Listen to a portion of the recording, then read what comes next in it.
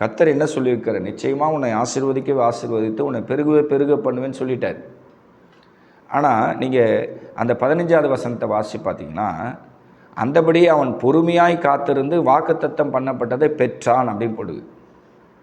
கவனிச்சிங்களா? ஆபிரகாமுக்குள்ள ஒரு பொறுமை இருந்தது.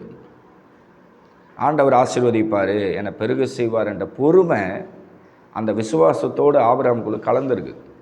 எபிரேயர் 6:15 பாருங்கள்.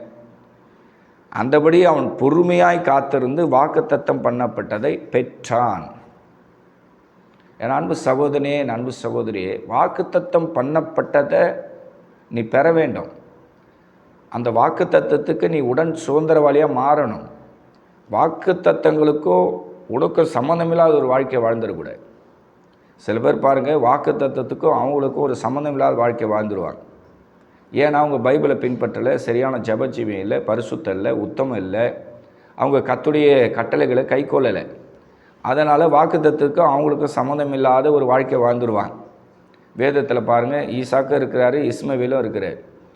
ஈசாக்கு வாக்குத்தத்தம் பண்ணப்பட்ட பிள்ளை, வாக்குத்தத்தத்துக்கு அவன் சுதந்திரவாளி ஆகிட்டான். ஆனால் இஸ்மவேல் பாருங்கள், சம்மந்தமில்லாத ஒரு வாழ்க்கை வார.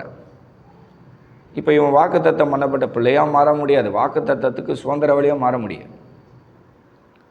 அப்போ கவனிக்க, நம்ம ஜீவியம் எப்படி இருக்குது? நம்ம ஈசாக்கு போல கர்த்தருடைய வாக்குத்தத்தத்துக்கு நம்ம சுதந்திரவாளியாக இருக்கிறோமா? ஆபிரகாம் போல இருக்கிறோமா? அல்லது நம்ம வாழ்க்கை இஸ்மவேல் போல வழிமாறி போயிருக்குதா?